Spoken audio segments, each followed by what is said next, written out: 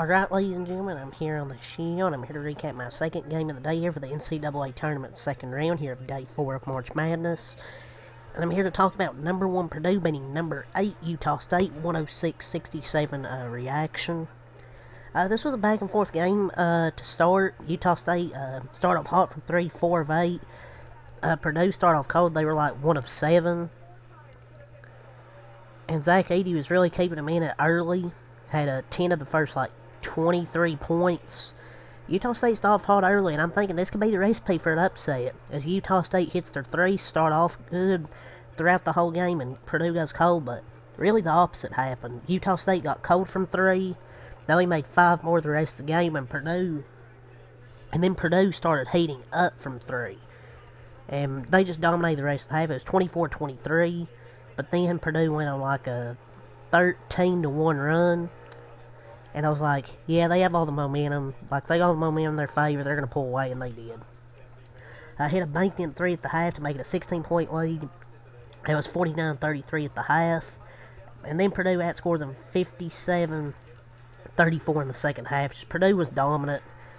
Again, they dominated the second half of their first game in the, 16th seed, and they did it here. Zach Edey was their leading scorer, 23 points, 3 assists, 14 rebounds. So Sweet 16, they're on to now, the Sweet 16. Zach Edey scored 2 of their 57 points in the second half because he really didn't have to do much. It's just everybody else stepped up. I just still don't see the hype in Zach Edey, man. He's just tall. He's not skilled. He's not really athletic. He's not mobile. Okay footwork at best. I just don't see how this guy is good at the NBA level. And I think he'll be a bust at the NBA level. Like, he's just not fast. He's not athletic. I know people are like, oh, Jokic, but Jokic is a better player, obviously.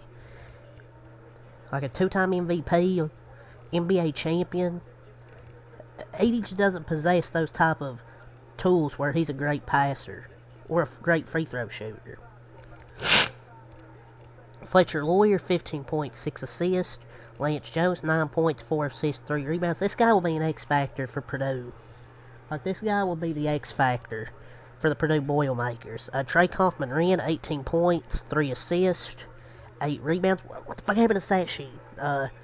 Trey Kaufman-Renn was phenomenal in this game. He was the Indiana Mr. Basketball runner-up who widely recruited, 4-star recruit who willingly took a redshirt year and then mostly backup role for 2 years and hasn't seen anything but positivity. Like, he's been, like, when he plays, man, he's gave good minutes for the Purdue Boilmakers. He's a solid post player and a player in his own right.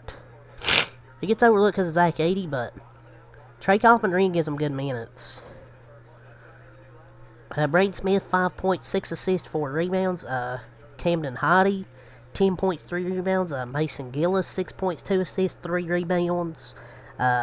Miles Colvin, 9 points, 1 assist, 3 rebounds. Will Berg, he got the 100th point in a fadeaway bucket.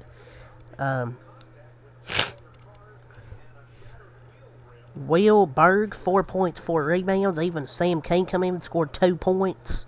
Waddle, 5 points. 106 points, man. They were phenomenal. 55.9% shooting from the floor, 47 from 3, 82 from the line. Out-rebounded 51-29, a plus 17 on the defensive glass, plus 6 on the offensive glass. Utah State went cold from the floor this game. 35% from the field, 33 from 3. It sucks because Utah State, I thought, had a great season, out of the Mountain West. Osabor, 14 points, 6 rebounds. Darius Brown II, 12 points, 4 assists. Ian Martinez, 11 points. Foslev, 10 points, 5 rebounds. Duje, 13 points. 5 players in double digits.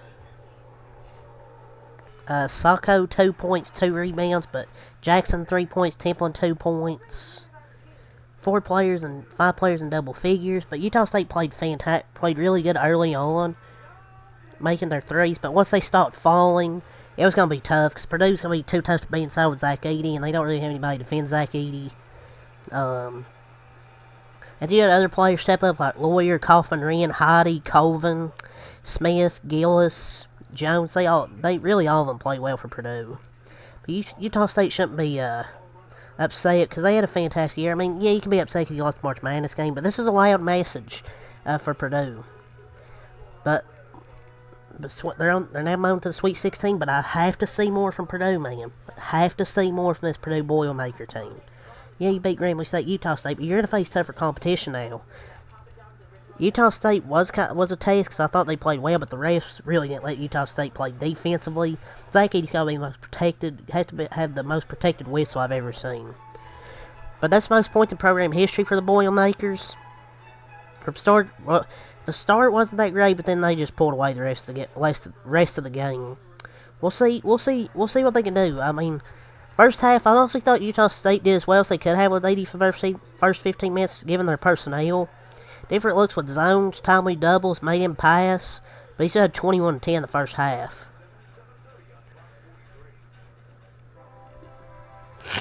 But Purdue is moving on to the next round. I don't know who they playing. They advance to the next round and play the number 5 seed Gonzaga Bulldogs, which I could see an upset there. I like the way Gonzaga's played, and I think EK can bother Zach Edey. I really do. So I think they can expose Zach Edey. That's going to be a heck of a game, a rematch from one of the first games of the year where Purdue beat Gonzaga. But I think EK can affect Edey. I don't know, he's not that good of a player, man. Just my opinion. He's just tall. I saw Seth Davis, who's a CBS reporter or something. You're supposed to be a reporter, sir. You're not supposed to openly root for Purdue, sir. You're supposed to be a professional. You're supposed to be a journalist. What you're showing is you're a Purdue fan, sir. You just needed to call that out right quick. But yeah, it's all to say for this game. So until next time, I'm out. Peace. Fuck Purdue. Fuck Zach Edey. And fuck Seth Davis.